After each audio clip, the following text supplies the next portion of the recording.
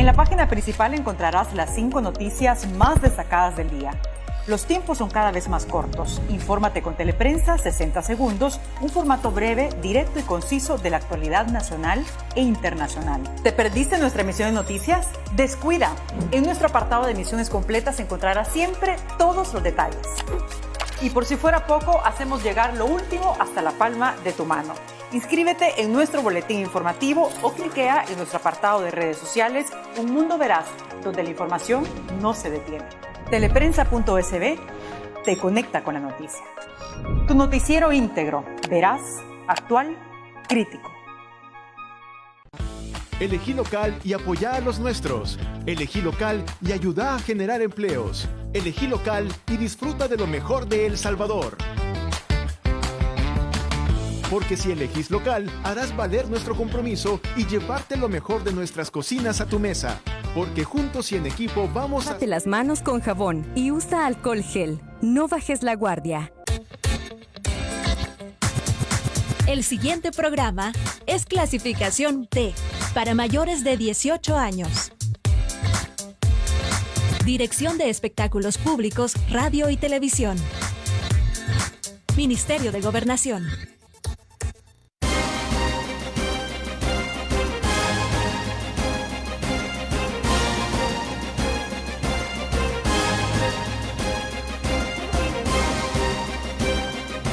¿Qué tal? Muy buenas tardes, bienvenidos a Sin Su Permiso.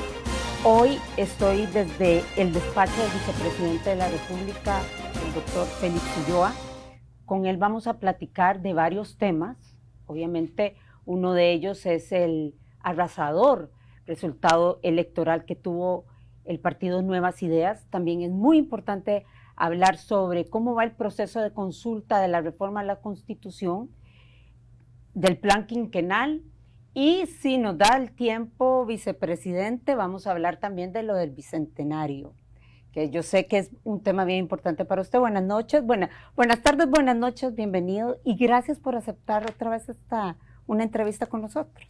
Gracias a ti, Ana, siempre es un gusto conversar contigo, tu programa que tiene una gran audiencia, muy acucioso, así que estamos a la orden.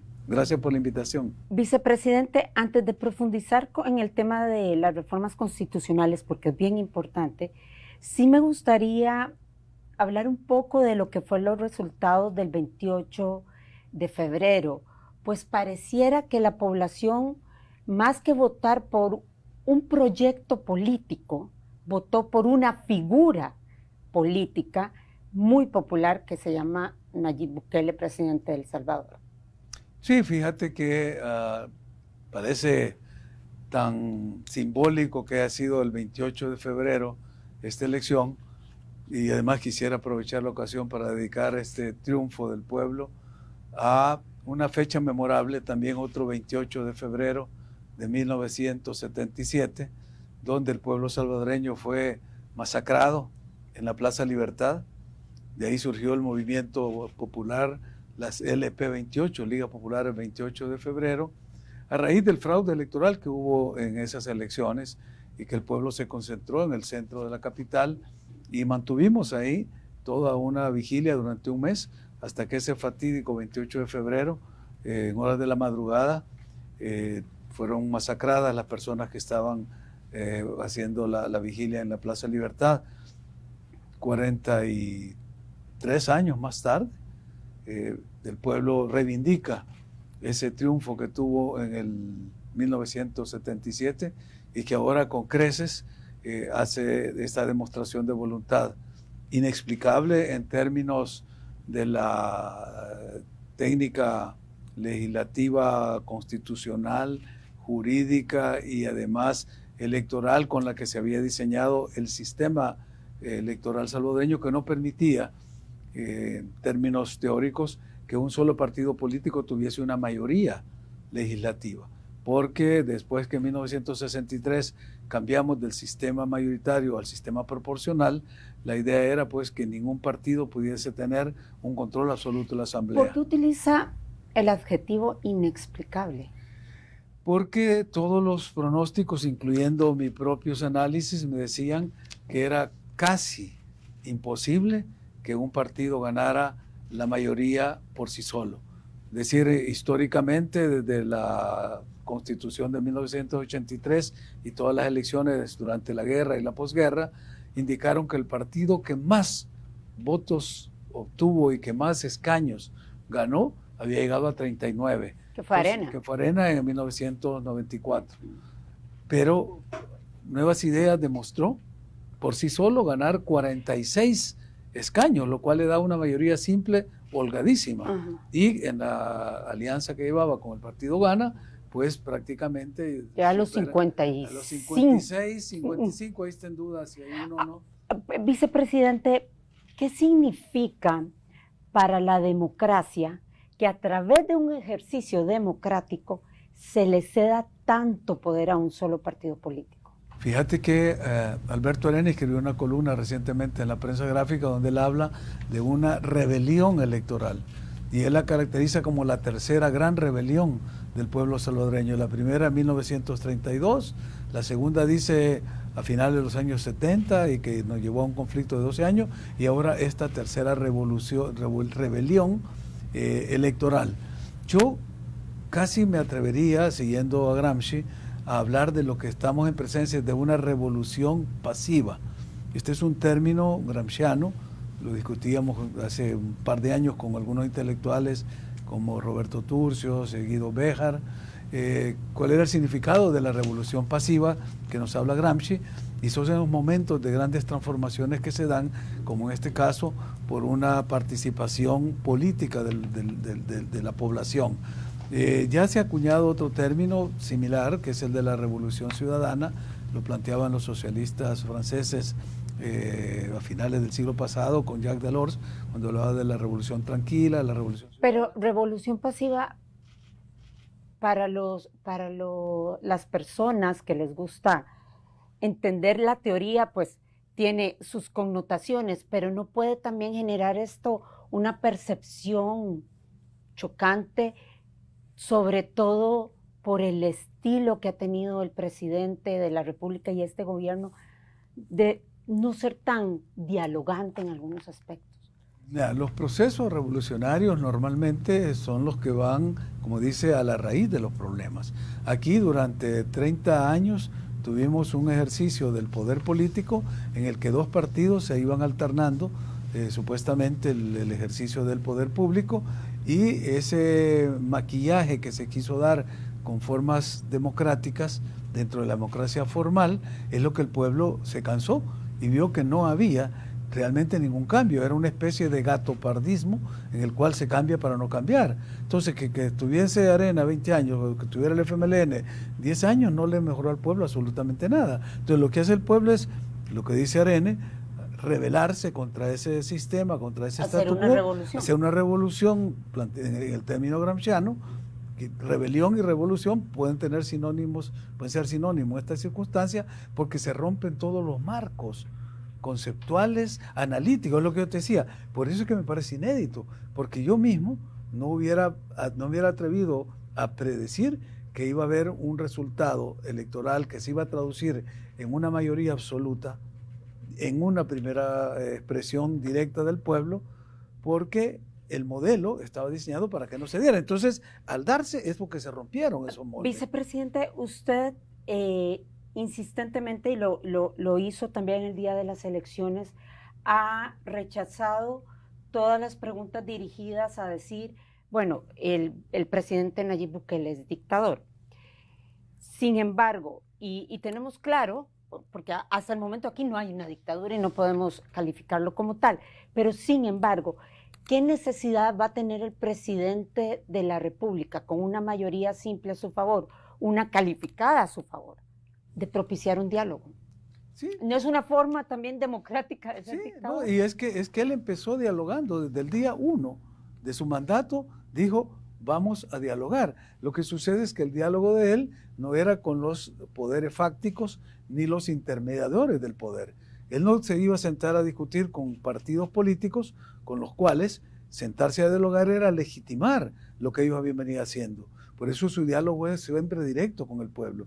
Y por eso es que la población, al establecer este diálogo directo con el presidente, le da, en esta especie de referéndum que fue lo que se planteó para muchos sectores, ¿no? Y muchos sectores desafiantes y apoyados en lo que era el diseño normativo de este modelo de democracia representativa y de sistema político proporcional que tenemos, para decir, el presidente en este momento va a hacer o a recibir la ratificación a la sugestión o no. Cuando se dan estos resultados, lo que te indica es que ese diálogo entre el pueblo y el presidente había sido tan franco, tan claro, que se ratificó en las urnas.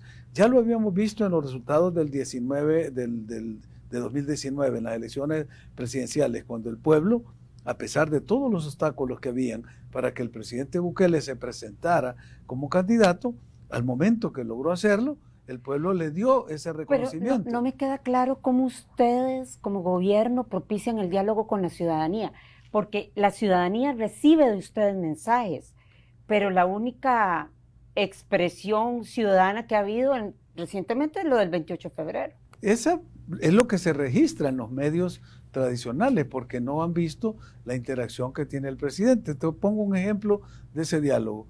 Cuando se le habían bloqueado todas las opciones al presidente para poder participar, cuando se canceló a cambio democrático con una sentencia totalmente ilegal, delictiva, diría yo, porque hubo un prevaricato tanto de la autoridad electoral como de la Sala de lo Constitucional, cuando cancelaron el cambio democrático, él planteó de que si podía optar a otra forma para poder participar en la elección.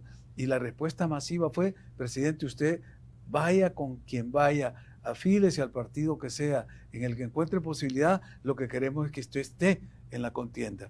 Y por eso es que la afiliación de última hora que se hizo con Gana, que no era un partido que tenía posibilidades de ganar una elección presidencial por las constantes y el comportamiento histórico electoral que había, pues salió ganador en una primera vuelta, lo que indica lo que era el inicio de tu pregunta. ¿Por qué una figura, una persona, tiene la capacidad de generar toda esta sinergia societal? Porque es la sociedad la que ha reaccionado en su conjunto y dentro de los marcos de la representatividad y la democracia representativa, expresarlo en votos, de manera libre, espontánea y democrática, a pesar de los obstáculos que hubieron aún este día de la elección, algunos de ellos provocados con mala intención, otras provocadas por circunstancias que siempre se dan en los procesos electorales, pero vimos casos en los que los centros se demoraron a abrir, cerraron antes de la hora. Sí, fue un proceso complicado. Fue complicado, pero a pesar de eso, la gente se volcó, y cuando uno ve la composición del electorado que apoyó al presidente, se da cuenta que es una visión transversal que existe, porque lo apoyan los jóvenes, los adultos jóvenes, las personas de la tercera edad, es decir, tiene un apoyo de todo el pueblo. Vicepresidente, ya tengo que ir a un corte, pero quisiera robar un minuto ya para cerrar este tema de las elecciones. Insisto, me queda claro que para usted y obviamente para el gobierno, aquí no tenemos un presidente dictador porque no hay una dictadura, pero coincide conmigo que ahora, si antes con una asamblea que estaba en su contra no propiciaba el diálogo con políticos, ahora muchísimo menos porque la asamblea ya lo representa a él. Entonces no va a haber, no tendría yo que dialogar con los diputados que es que ese es el concepto, eso es el chip que tenemos que cambiar, porque el diálogo del que tú hablas era el diálogo que se basaba en las componendas, en los arreglos, en el maletín negro, en esas formas de garantizar una estabilidad, una gobernabilidad a base de la corrupción. Ese diálogo es el que el presidente rechazó desde el primer día, y por eso dijo, no va a haber maletín negro, y no hay diálogo con estos señores. ¿Usted cree que vamos a tener un ejecutivo y un legislativo independientes? Yo creo que el diálogo que se va a restablecer con el pueblo ya no va a ser ahora el diálogo del presidente con el pueblo. Ahora sí van a haber un nivel de intermediación, porque el diálogo va a ser de los diputados con sus comunidades, diputados que han estado en el territorio, que tienen esa misma visión del presidente, y por lo tanto el diálogo va a tener ya varios grados. Aquí era un diálogo directo, que para muchos que lo entendieron bien, pero no lo quisieron conceptualizar como debía, lo llamaron populismo, porque acordate que a él se le dijo, como una advertencia y casi como una amenaza, cuando ganó la elección, que no iba a poder gobernar con una asamblea hostil, o de la oposición. Y él dijo, yo voy a gobernar con el pueblo. Y eso hizo desde el día 1. Acordate cuando la Asamblea quería gastar no sé cuántos millones en hacer un edificio, un palacio legislativo, y él simplemente puso un tuit, sería mejor construir hospital, y toda la gente inmediatamente se volcó. Es decir, ese tipo de diálogo es un diálogo no tradicional. Ahora, ese diálogo ahora va a tener una gradualidad y se va a multiplicar por los 14 departamentos, porque hay representantes ya que están en la misma sintonía que el presidente, y el pueblo lo va a identificar como tal, lo mismo que gobernantes locales. Ahora, si eso va a tener la efectividad, si eso va a cumplir lo que ha sido el sueño, la aspiración y lo que se ha prometido a este pueblo, y en lo que yo mismo creo que es, y lo he dicho en muchas ocasiones, la posibilidad de construir una tercera vía.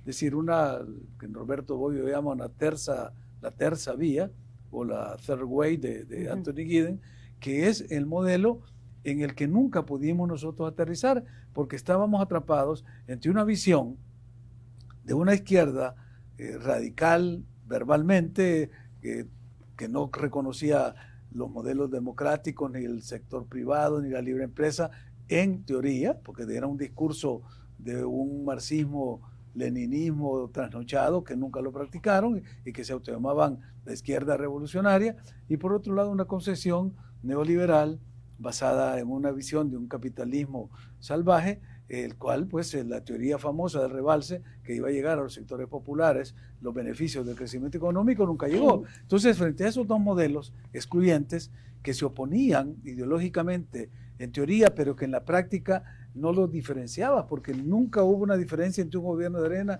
y uno del FMLN. Hoy lo vamos a ver. Esta es la tercera vía que todos habíamos pensado y que yo le estoy apostando a ella. A ver qué pasa después del 1 de mayo. Vamos a ir al primer corte comercial, ya regresamos.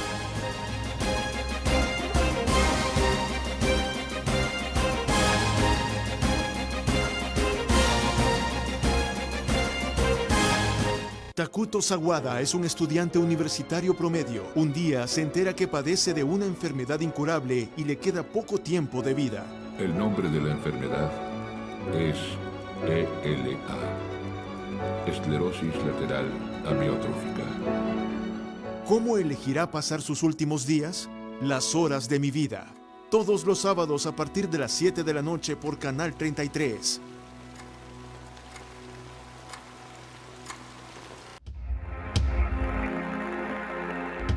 Las elecciones cambiaron la configuración de la Asamblea Legislativa con un claro predominio del partido Nuevas Ideas. ¿Cómo será la relación entre el bloque oficialista y el bloque opositor en la próxima legislatura? Wendy Monterrosa conversará con Juan Carlos Mendoza, diputado reelecto por Gana, y Anabel Belloso, diputada reelecta por el FMLN. República en Canal 33, 7 en cable. Buenas tardes, bienvenidos a Teleprensa. Tenemos toda la información sobre... Teleprensa se ha renovado. Somos un equipo dedicado a informarte. Nos caracteriza nuestra independencia y credibilidad. Dudamos, cuestionamos y repreguntamos para ti. Evolucionamos y nos conectamos contigo a través de nuestras multiplataformas de transmisión nacional e internacional. Somos el noticiero de mayor trayectoria en El Salvador. Llevamos a tu pantalla los sucesos más importantes de las últimas horas. Nos define la confianza, la trayectoria, la experiencia y la rigurosidad. Infórmate con Teleprensa. En Canal 33 hacemos periodismo. Elegí local y apoya a los nuestros. Elegí local y ayuda a generar empleos. Elegí local y disfruta de lo mejor de El Salvador. Porque si elegís local, harás valer nuestro compromiso y llevarte lo mejor de nuestras cocinas a tu mesa. Porque juntos y en equipo vamos a salir adelante. Elegí local. En Canal 33 elegimos local y damos apoyo a los nuestros. Así se siente.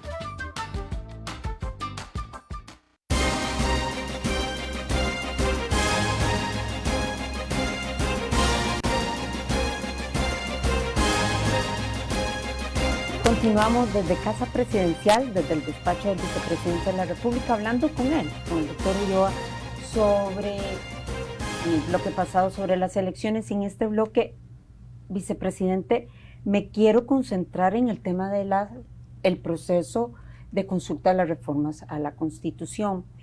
En febrero de este año, uno de los integrantes de esa comisión ad hoc, el reconocido doctor Fabio Castillo, publicó un campo pagado que lo tituló Reflexiones sobre la Constitución, y hacía varios señalamientos puntuales al presidente de la República sobre lo que ocurrió el 9 de febrero del año pasado, la falta de rendición de cuentas por el tema COVID y el caso de su postura por el lamentable asesinato que ocurrió en campaña de militantes del FMLN. ¿Le sorprendió a usted lo que leyó? Mira, de Fabio no me sorprende nada. Fabio es Fabio, ya con toda su experiencia y la acumulación que ha hecho durante su vida. Lo conozco de hace 50 años, cuando era mi profesor, cuando yo entré a la universidad.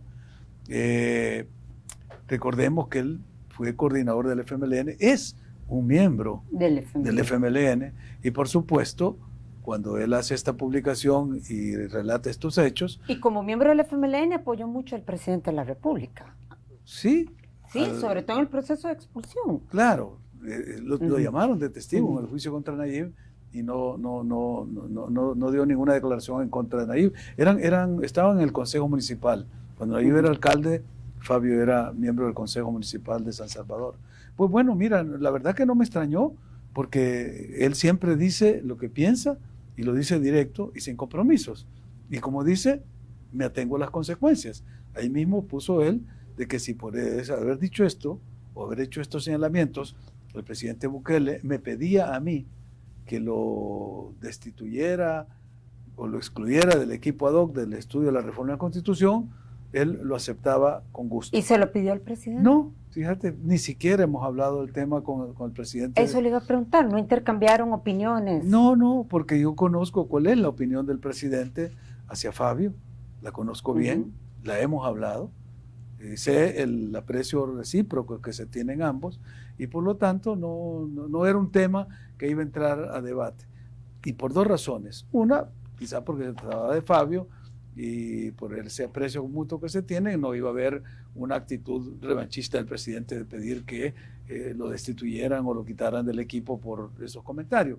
Y lo segundo, que es lo más importante, es por el hecho de que el presidente me delegó a mí de manera absoluta y tengo una autonomía e independencia total para integrar el equipo, para hacer el estudio que estamos realizando, para establecer junto con el equipo la metodología, los campos de estudio, las respuestas, las propuestas, las opiniones que nos llegan, sin que el presidente nos esté indicando, ni pidiendo cuentas, ni tratando de incidir en el estudio. ¿Cada cuánto se reúne la comisión ad hoc? La comisión se reúne una vez por semana y las mesas de trabajo que hemos integrado se reúnen cuando lo consideran oportuno. ¿Y el doctor Fabio Castillo se mantiene? ¿Usted? Él está totalmente integrado. Volvió a publicar un segundo campo pagado, ya lo dedicó a un sector de críticos de un grupo de abogados, sobre todo los abogados que se oponen a las grandes transformaciones que este país requiere, porque ellos son los que viven de este sistema, litigan dentro de este modelo, o sea, pues están cómodos con el statu quo. Entonces cualquier cambio los pone nerviosos y a ellos dedica Fabio toda una serie de consideraciones en su última publicación. Vicepresidente, ¿cuáles son esas reformas constitucionales que hasta el momento la mesa coincide en que se tienen que hacer sí o sí? Fíjate que la mesa todavía no ha llegado a ese punto de discusión porque apenas acabamos de cerrar la primera etapa de la consulta. La consulta la abrimos el 15 de noviembre y la cerramos el 28 de febrero, al terminar el mes de febrero. Hemos recibido 3.473 intervenciones de salvadoreños residentes en 25 países alrededor del mundo. A través del sitio consulta.sv. Sí, a través de ese sitio, el último cierre que hicimos era 3.700. ¿No le parece poco esa cantidad, tomando en consideración que es más de 1 millón de salvadoreños que está afuera? ¿Será que no hubo suficiente exposición? Yo creo que es al contrario. A mí me sorprende que hayan salvadoreños residentes en Irán, en Haití, en Australia, en 25 países alrededor del mundo que estén enviando propuestas, porque no te hablo de las que recibimos acá, ni de los sectores que llegan a visitarnos, porque aquí hemos recibido una gran cantidad de documentos de los salvadoreños que viven en El Salvador. Estamos hablando que estos 3.473 que han interactuado con la plataforma son los que viven fuera. Y para una diáspora que nunca fue tomada en cuenta, que nunca se le consideró, que nunca se le pidió su opinión para los grandes cambios que se hicieron en este país, esto es un hito histórico. ¿Habrá un denominador común de lo que esa diáspora solicita? Fíjate que sí, no. Hay varios temas que son bastante comunes, casi todos tienen que ver con el ejercicio de sus derechos desde fuera, con guardar su identidad. La última que recibimos de un compatriota que reside en Haití, creo que es el último que envió, ese se refería al tema de pensiones. Hay algunos que están hablando de los temas preocupados por sus familiares que viven acá, temas relacionados con la salud, con la educación, lo que es la mesa 1, o sea, la parte de los derechos fundamentales. Pero hay una gran mayoría que sí tiene que ver con el sistema político. Ellos están hablando sobre todo del ejercicio del sufragio del exterior, el voto desde el exterior, tener representantes en el exterior, ese tipo también de temas. Y en el tema de pensiones, ¿cuál fue la sugerencia o la consulta que hicieron? Mira, concretamente dice que tiene que ser suprimidas las AFP y que El Salvador debe volver al sistema previsional en el cual el Estado debe garantizar al trabajador que cotiza durante su vida productiva para que cuando llegue a la edad de retiro pueda hacerlo de manera digna. Esa es la propuesta. Eso es un tema bastante álgido, la de las AFP. ¿Y cuál es su visión sobre este tema, sobre las pensiones? Sobre todo porque ya hubo un posicionamiento, una primera reacción del Ministerio de Hacienda de propiciar una reforma. Sí, no, y es un tema que está en la mesa, es un tema que surgió en la campaña, es un tema que yo personalmente me comprometí, por lo menos con un sector, que era el sector de maestros jubilados, pues teníamos un universo de más de 12,000 maestros en edad de retiro y que no se retiraban porque la pensión que les tocaba no les alcanzaba ni siquiera para comprar las medicinas. Entonces, este es un compromiso que tenemos. Claro, esto no tiene que ver con una reforma constitucional. Pudiera llevarse a la reforma constitucional. Bueno, de hecho, a mí me tocó ver en un caso con la sala anterior, la sala constitucional, que a un grupo, a un universo de pensionados que se les iba venciendo, no sé de qué segmento era ese, un grupo de los optados, creo que se llamaba, que tuvieron que optar entre pasar del sistema público al sistema de la AFP y que se les iba agotando lo que habían acumulado y les quedaba la pensión mínima. Habían profesionales que tenían pensiones de $3,000, de $2,500, pero que al agotárseles su fondo les iba a tocar la pensión mínima de 200 y algo. Debería No, te quería terminar la idea de lo constitucional, porque fueron a la sala de lo constitucional y un magistrado de los 4 magistrados que hicieron notoriedad en esa sala les dijo que no solo se estaba violando el derecho de igualdad, sino que se estaba violando el derecho humano fundamental que está en la Declaración Universal de Derechos Humanos, el artículo 23 de la Declaración Universal, que está en nuestra Constitución, por la forma en que se les estaba tratando su tema de su retiro. Pero no les admitió la demanda. Entonces, yo creo que sí vale la pena de que no quede a interpretación de una sala de lo constitucional, en esto coincidimos mucho con Fabio, de que muchas de las sentencias que dio la sala anterior es por la forma confusa que está redactada la Constitución, por las contradicciones que hay entre algunas normas, ya que las reformas se hicieron como parches, modificando unos artículos sin ver el universo constitucional que tiene y la armonía que debe haber en este universo constitucional. Entonces hemos decidido que en la medida de lo posible vamos a ir dejando claros en los artículos estas situaciones para que no quede a criterio de una sala ni a la vía de la interpretación constitucional el definir derechos constitucionales. Doctor, pero para cerrar el tema de las AFP, a su criterio, ¿valdría la pena realmente volver al sistema que había antes? ¿Que desaparezcan las AFP o tendría que haber un mix? Mira, ese es un debate de expertos. Yo te confieso, mi primera especialidad en derecho fue el derecho de la seguridad social, pero eso hace ya muchísimo tiempo, ha evolucionado bastante, no solo la doctrina, la teoría, sino los modelos y los sistemas de seguridad social, pero en esas épocas sí nos concentramos mucho en lo que son los riesgos diferidos. O sea, estos, no solo el tema de salud, que es parte de la seguridad social, sino este tipo de prestaciones que se dan bajo ciertas circunstancias, ¿no? De incapacidades, pensiones de invalidez, vejez, muerte, etc.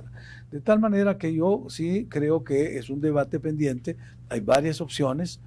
En la campaña, como te repito, yo me comprometí a trabajar en el caso con los maestros jubilados, pero después vimos que se podía ampliar a otros sectores, lo que se llamaba la línea blanca en ese momento, porque eran sectores prioritarios a los que había que atender, y además de los maestros estaban los trabajadores de la salud, sobre todo la enfermería y todo lo que están en la primera línea, y el sector de seguridad, es decir, los agentes de seguridad. Si hubiéramos trabajado en esa línea, hubiéramos podido, solo para este universo de esta línea blanca, llegar a una pensión mínima cercana a los $500, 400 y algo era el estudio. Claro, pero teníamos una asamblea legislativa que no, y que todavía está vigente. Esperamos que en mayo, que ya no van a estar estos diputados, podamos entrar de nuevo a ese debate, porque hay varios proyectos presentados en el seno legislativo. También me reuní con varios sindicatos, porque dentro del sector laboral hay varias propuestas. Pero que llegase a desaparecer las AFP, ¿usted lo ve posible? Mira, yo no estoy casado con ningún modelo, porque como te digo, para mí fue una especialidad que ya no la sigue estudiando. Tendría que involucrarme de nuevo para ver, no sé, el modelo chileno que inspiró mucho a este modelo de El Salvador ha entrado en crisis y están revisando de raíz toda la visión de ese modelo de este tipo de prestaciones.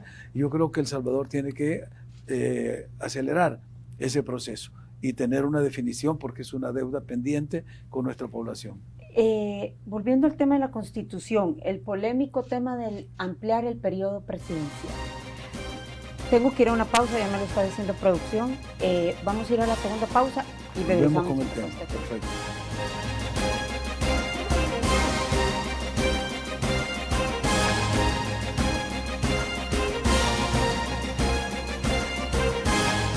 Con mi tarjeta VIP de Farmacia San Nicolás, tengo hasta 25% de descuento en medicinas en todas las formas de pago. Y ahora, cada vez que compro, mi VIP acumula Nicopuntos. Cuanto más compro, más Nicopuntos acumulo, para canjearlos por medicamentos, cosméticos y todo lo que quiera en todas las Farmacias San Nicolás. Con tu VIP de Farmacia San Nicolás, disfruta estos beneficios y mucho más. Aquí la estación de bomberos de Macocari. Es una mujer embarazada. Parece tener unos 30 años. El sistema de emergencia Dr. Helicopter se activa en casos especiales de vida o muerte. La frecuencia respiratoria es de 25. ¿Cómo está? Sangra por la boca. Es posible que necesite intubación. Un equipo médico surcará los cielos para salvar vidas a través del código azul. A este ritmo, su corazón se detendrá por la pérdida de sangre. Disfruta este dorama japonés todos los sábados a las 8 de la noche por Canal 33. Inicio 13 de marzo.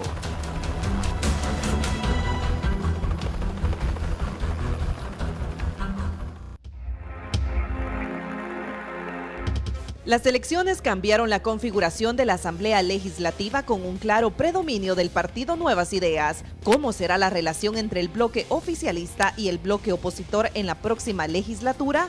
Wendy Monterrosa conversará con Juan Carlos Mendoza, diputado reelecto por Gana, y Anabel Belloso, diputada reelecta por el FMLN. República en Canal 33, 7 en cable. Buenas tardes, bienvenidos a Teleprensa. Tenemos toda la información sobre... Teleprensa se ha renovado. Somos un equipo dedicado a informarte. Nos caracteriza nuestra independencia y credibilidad. Dudamos, cuestionamos y repreguntamos para ti. Evolucionamos y nos conectamos contigo a través de nuestras multiplataformas de transmisión nacional e internacional. Somos el noticiero de mayor trayectoria en El Salvador. Llevamos a tu pantalla los sucesos más importantes de las últimas horas. Nos define la confianza, la trayectoria, la experiencia y la rigurosidad. Infórmate con Teleprensa. En Canal 33 hacemos periodismo. Hola amigos, bienvenidos al mejor programa de nutrición y fitness, Fit TV. Ejercicio, nutrición, vida saludable. Fit TV te acompaña en tu rutina por las mañanas para hacer un cambio positivo en tu salud. Acompañamos tu bienestar desde casa, de lunes a viernes a las 10 de la mañana por Canal 33.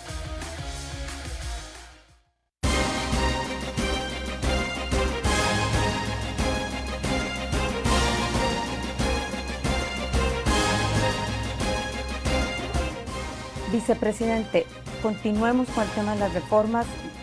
Me explicó que sigue en proceso. El compromiso es presentarlo en septiembre.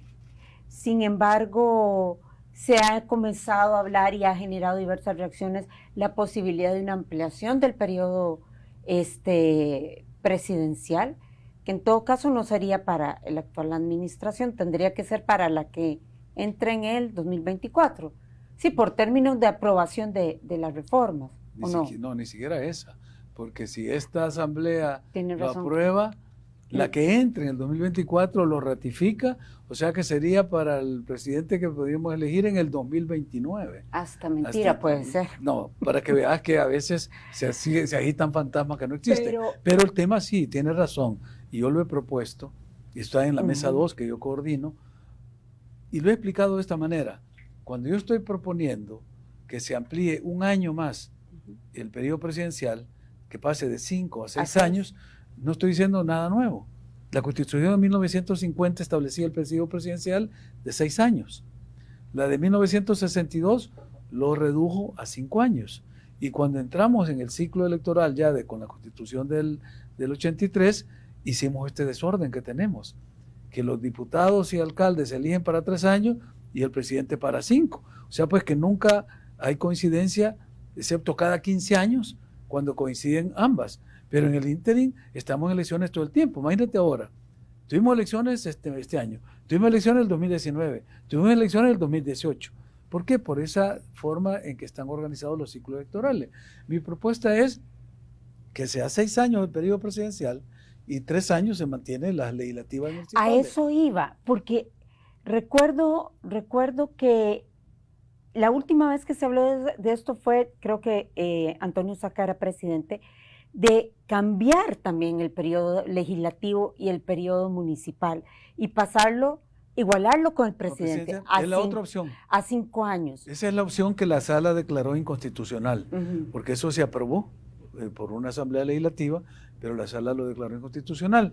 Te quiero decir, cuando yo digo esta es mi propuesta personal dentro de la mesa, pero hay otra propuesta que justamente sugiere que todos los ciclos electorales sean generales y que, así como en Costa Rica o así como en Honduras, se elige el mismo día. Mucho más barato para El Salvador. Sale mucho más barato para la economía nacional, hay más certeza de que no hay elecciones porque con los procesos electorales siempre hay una contracción económica, un efecto natural, y además le da certeza a los procesos. Pero, y en esto sí yo creo que he hecho estudios comparativos, el problema que te genera este tipo de elecciones es que cuando tú haces ese tipo de elección, estás jugándote todo de una vez.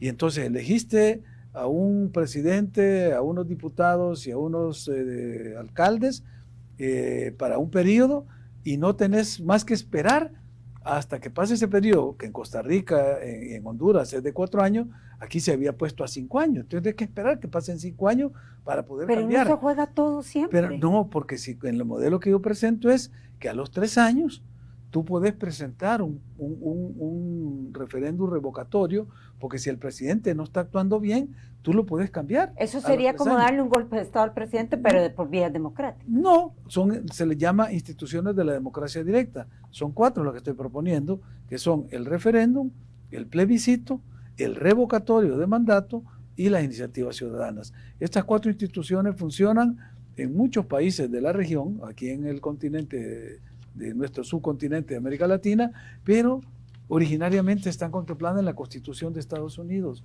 en los estados. Ahí se puede revocar el mandato de un funcionario de elección popular, sea un juez, sea un gobernador o sea un diputado. También se puede presentar una pregunta en una papeleta donde tú puedes decir, como lo vi yo en unas elecciones que fui a observar, ¿qué hacemos con el superávit que hubo en el presupuesto de este estado? Entonces la población decide qué hacer. Son instrumentos que le permiten al pueblo soberano tomar decisiones, y no solo, como lo tenemos hoy, en el modelo de democracia representativa, que el pueblo solo tiene una opción, y es elegir representante y gobernante, pero no puede decidir. Y en estas reformas, en este paquete de reformas que se presentaría, van a meter de verdad esa figura de consulta ciudadana que tanto miedo le da a los políticos que están en el gobierno, que es la consulta para temas claves del país. Sí, como por ejemplo la dolarización debe verse. En Costa Rica, tú conoces bien el modelo para los tratados, el Tratado de Libre Comercio, en otros países la privatización de las telecomunicaciones, en fin, temas que el pueblo debe haberse pronunciado. Y tú bien dices, le da temor a ciertos políticos que nunca están acostumbrados a ese diálogo con el pueblo o a responder a los intereses del pueblo. Lo que hacen estas instituciones es empoderar a la ciudadanía, porque la ciudadanía adquiere poder en las grandes decisiones. Y cuando hablamos de las dos categorías, referéndum y plebiscito, estamos hablando de dos formas de consulta popular, una para grandes reformas legales, que son los referéndums, y otra para grandes decisiones de gobierno, o sea, de la administración, que son el plebiscito. Entonces, cuando tú tienes esa posibilidad de que el pueblo se pronuncie, estás empoderando al pueblo. Pero ¿cómo hacemos acá? No, aquí el pueblo solo tiene una opción, y es ir a elegir a los representantes y a los gobernantes locales y gobernantes nacionales, ¿no? Y a los representantes los que están en la asamblea. ¿Y quiénes toman decisiones por él? Los representantes. ¿Cómo se decidió la dolarización? Si el presidente dijo, el de la asamblea, que a él le habían llevado un mamotrepo de 600 páginas que no lo alcancé a leer, pero que votaron por eso. O sea, lo hacen pequeños grupos, élites, que van decidiendo el modelo y que usando los representantes que no tienen esa vinculación ni esa responsabilidad con el pueblo, nos han ido imponiendo este modelo. Si hubiera habido la posibilidad de debatirlo, bueno, de una consulta popular, aún en Europa, cuando se aprobó el euro y se aprobaron otras instituciones comunitarias, se llevaron a consultas a los pueblos. O sea, se hacen esos procesos de consulta popular. Aquí el temor que hay es ese, porque igual que el temor que había cuando empezamos el voto por rostro, el temor era de que ya no te ibas a esconder detrás de una bandera para salir electo a como diera lugar. Entonces, cada vez hemos ido avanzando en devolviéndole al pueblo el ejercicio de su soberanía. Usted ha conversado de este tema con el presidente. ¿El presidente está convencido que la Constitución se tiene que reformar? Mira, él lo dijo en una ocasión que había que reformar la Constitución, cuando yo le planteé que esto era una aspiración que yo traigo desde hace muchísimos años. El primer evento que hice para una nueva Constitución, como lo llamé, en 1992, el presidente Bukele tenía 11 años. O sea, pues que no es una idea de él. Yo ya hace ya desde 1992, más casi 30 años que vengo planteando este tema. Cuando yo se lo presenté a él, me dijo que estaba de acuerdo, me delegó la función de crear este comité, integrarlo y hacer el ejercicio. No me dio plazo, no me puso condiciones, no me generó ningún tipo de orientación por dónde debe irme. Esto es un trabajo que estamos haciendo libremente, así es que hasta ahora ni siquiera le hemos rendido ningún informe ni parcial de lo que estamos haciendo porque todavía no tenemos. A él se le va a entregar el documento. Yo espero hacerlo el 15 de septiembre. En nuestro calendario, en nuestra línea de tiempo, ojalá lo podamos cumplir, pero el presidente no está absolutamente involucrado en eso. Sí sabe que puede ser su legado, sí sabe que él puede ser ese presidente que transformó institucionalmente al país, algo que yo le presenté a Mauricio Funes a través de un funcionario de su gobierno, una propuesta de que él encabezara el proceso de grandes transformaciones en la Constitución. Por supuesto, no hizo caso. Fabio Castillo lo ha dicho en público, que él se lo pidió también a Salvador Sánchez Serén, que nos delegara, porque me mencionó Fabio, para que ambos pudiéramos dirigir este proceso, y también Sánchez Serén no quiso, no tomó el reto. Yo se lo planteé al presidente Bukele, inmediatamente aceptó y me delegó. Y esto espero yo pues que sea uno de los legados que puede dejar este gobierno. Un país con nueva institucionalidad, con los desafíos que presenta la modernidad, con la nueva normalidad que todos esperamos va a surgir después de esta pandemia y donde El Salvador va a poder presentar ese nuevo rostro. Vicepresidente, vamos a ir a la última pausa comercial de regresando.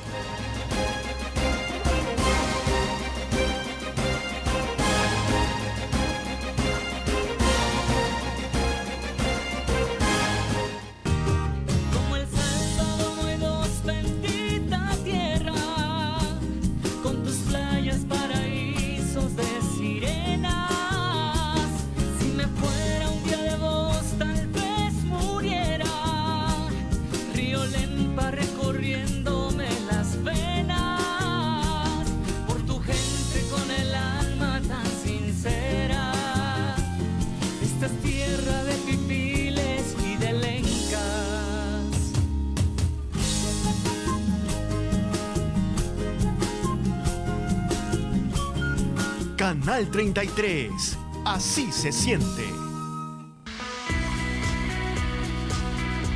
Haremos una evaluación de los resultados obtenidos por el partido Gana en las últimas elecciones y un análisis de su rol en la próxima legislatura como aliado del gobierno. Carlos Monterrosa conversará con el diputado reelecto a la Asamblea Legislativa, Guillermo Gallegos. 8 en punto en Canal 33, 7 en cable.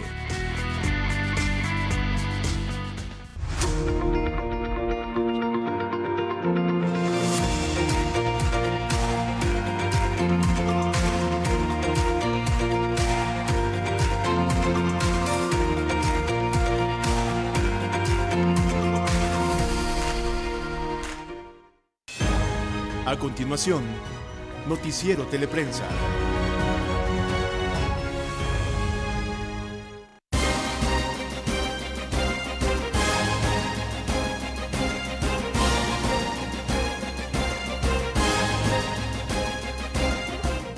Vicepresidente, para el 15 de septiembre entonces es su meta presentarle el paquete al presidente y de ahí él va a tomar la decisión si lo convierte en un anteproyecto de ley para ingresarlo a la Asamblea Legislativa para su primera votación, que es con 43 votos.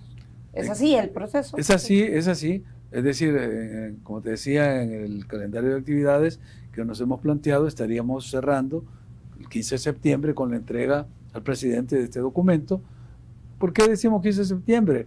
Porque va a ser la fecha en que se va a conmemorar el bicentenario. Es una fecha histórica muy importante en nuestra historia política, tanto en El Salvador como en Centroamérica, y por lo tanto sería pues emblemático hacer ese gesto y que El Salvador dijera, bueno, hemos cerrado un ciclo histórico, hemos abierto y vamos a iniciar el tercer siglo de la República, después de 200 años de independencia, se abre un tercer siglo, y entonces El Salvador se prepara con esta propuesta, con esta nueva visión de la sociedad, su interacción en la comunidad internacional, su catálogo de derechos más ampliado, sus instituciones más modernas.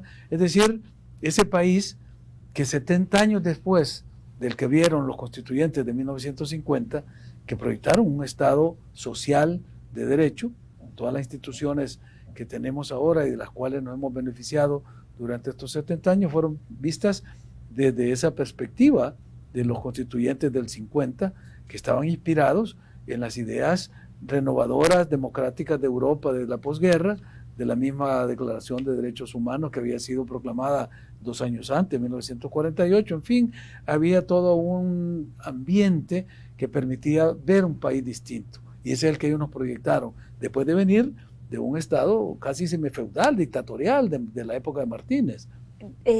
Doctor Ulloa, antes de entrar a lo del bicentenario, porque quiero cerrar con eso, la primera vez que estuvimos aquí en este despacho, usted me mencionó que debido al COVID, el Consejo de Gobierno no logró aprobar el plan quinquenal. ¿Sigue sin estar aprobado el plan quinquenal?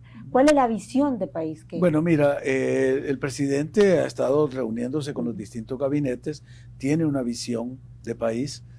No existe ese documento que yo te presenté, que había sido un trabajo que incluso fue financiado con fondos del BID, o sea, que era un trabajo muy serio que recogía la visión del plan quinquenal que tiene todo gobierno.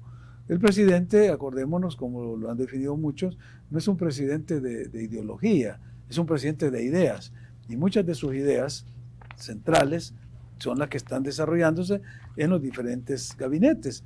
En los gabinetes de seguridad, sus ideas del plan de control territorial presentan resultados magníficos. En sus ideas sobre el desarrollo económico. De los homicidios. Perdón. Subida a los homicidios. Yo lo que oí del ministro de Seguridad, de Ricardo Sosa, que es la autoridad académica más importante de este país, es que hemos llegado a cifras históricas que nunca se habían visto, de tener periodos de 0 homicidio. 0 homicidio. Por supuesto, en una sociedad como toda sociedad siempre van a haber hechos de violencia, pero no los niveles que teníamos cuando nosotros llegamos al gobierno, de 2 dígitos. Pero te digo, hay otros temas de desarrollo económico, como todo este proyecto de Sur City, el tema de migración forzada, lo hemos reducido casi en un 90%. ¿Cuál es la visión de país que tiene este gobierno? Si no tenemos un gobierno de ideología, ¿hacia dónde apunta El Salvador? Mira, esas son de las grandes interrogantes que nosotros estamos queriendo resolver ya a partir del 1 de mayo. Ese país, tú lo vas a ver hacia dónde va con los proyectos de ley que van llegando. Pero no tendrían ustedes ya que tenerlo claro. Mira, porque tendría que... Yo creo que claro está, porque el presidente ha dado anuncios de manera sistemática, permanente, coherente y contundente. Por ejemplo, cuando dijo él, y es una frase que yo he citado últimamente en varias actividades que me ha tocado estar: El Salvador va a sembrar de nuevo. Esa simple frase te indica un giro copernicano de la visión del modelo de desarrollo que tenemos. ¿Por qué? Porque la agricultura, la agroindustria en este país estuvo abandonada por más de 3 décadas. Desde que llegó Arena al poder, se le dio la espalda a la agricultura y se dijo que no teníamos por qué estar apostándole a este sector, que es el sector primario en toda economía, porque el país podía generar divisas y poder suplirse de los alimentos que necesitara. Por eso es que importamos cantidad, casi más del 80% de vegetales y legumbres de Guatemala, la carne, la leche, del queso de Nicaragua, es decir, frijoles hasta de Etiopía traemos. Ahora, ¿y qué generó eso? Darle la espalda a la agricultura. 2 fenómenos gravísimos. Uno, que los jóvenes se vinieron a la ciudad porque no había trabajo en el campo, a llenar los cordones de miseria, la villa miseria. O 2, que se fueran para Estados Unidos a buscar un mejor futuro. Vicepresidente. Ahora con esto, solo termino la idea, con esta visión de volver otra vez la mirada hacia la agroindustria, El Salvador va a poder desarrollar en las comunidades y en las zonas rurales un retorno de los jóvenes que en la ciudad están subempleados, no tienen empleo, van a tener empleo en el agro, y la migración, que era otro de los efectos que generaba eso, se está deteniendo. Vicepresidente, pero al no tener ideología o un plan quinquenal, no hay mucha improvisación, no se propicia la improvisación. Pensémoslo al revés. ¿Cuántos planes quinquenales te presentaron los gobiernos anteriores? Cada uno se esforzaba y cada uno iba siendo más voluminoso y más grande que el otro, pero no lo ejecutaron. Entonces aquí el tema es de que hubieron gobiernos que hicieron grandes planes de desarrollo, grandes planes quinquenales que no se implementaron y que no trajeron beneficio ni desarrollo al pueblo, ni a la sociedad, ni al país. Ahora, sin tener ese documento oficial que no está aprobado por el Consejo de Ministros, aunque yo tengo todavía la copia que se puede actualizar, estamos produciendo, estamos generando, estamos llevando al pueblo desarrollo, proyección de crecimiento. Fíjate que el Banco Central de Reserva nuestro está proyectando un crecimiento del 4 puntos del PIB, 4% del PIB, y el Banco Mundial nos da 5 puntos del PIB. O sea, las posibilidades de crecimiento se están presentando de manera optimista. ¿Por qué? Porque el país va a entrar en una nueva fase, y lo dijeron los mercados internacionales financieros después de este resultado. El Salvador va a bajar su riesgo país, va a generar mejores condiciones, va a ser más atractivo para la inversión extranjera directa, que ya lo va a perfilar como posiblemente el país de mejores condiciones de inversión extranjera directa de toda la región. O sea, El Salvador puede volver a posicionarse con un liderazgo que tuvo en tiempos anteriores, en la época de los años 60, cuando estábamos en el auge de la integración y el mercado común centroamericano, como un líder en la región. Ese es otro tema y el presidente lo tiene claro, porque él también tiene una visión regional. una de las tareas que me ha dado es justamente trabajar en fortalecer la integración centroamericana. ¿Por qué? Porque tampoco podemos pensar que solitos vamos a crecer y desarrollarnos. Si somos una economía que todo lo que producimos cabe en un barrio de Nueva York o un barrio... El pulgarcito de Centroamérica. Claro, entonces tenemos que tener una visión más amplia de región, porque como región, la región SICA, que somos 8 estados, somos la 4ª economía de América Latina, y esto dicho por el propio presidente del BCE. Es decir, somos más grandes que España como país. Entonces, si no tenemos esa visión de crecimiento y de integración y de juntarnos, entonces estaríamos viéndonos otra vez el ombligo, y los grupos que se benefician de eso, los grupos que sabotearon la integración, que generaron los conflictos, que no permiten que avancemos, son los que se aprovechan de esta situación. Vicepresidente, se nos acabó el tiempo, pero me comprometo, ya cercano el septiembre, volverle a solicitar una entrevista para hablar del Bicentenario, porque yo sé que es un tema que a usted le interesa mucho y es un tema en el que usted está muy comprometido. Me ha delegado el presidente, hay un acuerdo presidencial delegándome para poder llevar a cabo la coordinación de las actividades que ya casi todas las carteras de Estado las tienen programadas para las acciones de aquí al 15 de septiembre. Y quizás va a ser la primera actividad que toda Centroamérica va a estar unida, ¿verdad? Tenemos unas excelentes noticias con todos los países. Ahora que Costa Rica tiene la PPT, la presidencia pro tempore, hemos estado hablando con la vicepresidenta Epsi Campbell sobre la posibilidad de tener ya un diálogo centroamericano, reactivar la cumbre de los vicepresidentes que está dentro del protocolo de Tegucigalpa, para poder actuar como un eslabón entre los presidentes de las cumbres presidenciales y toda la institucionalidad del SICA, para generar ese diálogo político de alto nivel. Qué bueno. En nuestra próxima entrevista vamos a hablar de ese tema. Por favor, toquemos ese tema. Claro que sí. Vicepresidente, muchísimas gracias. Es un gusto, como siempre, conversar contigo. Gracias. Hasta luego. A ustedes, muy buenas noches. Gracias por acompañarnos. Nos vemos, si Dios quiere, la próxima semana.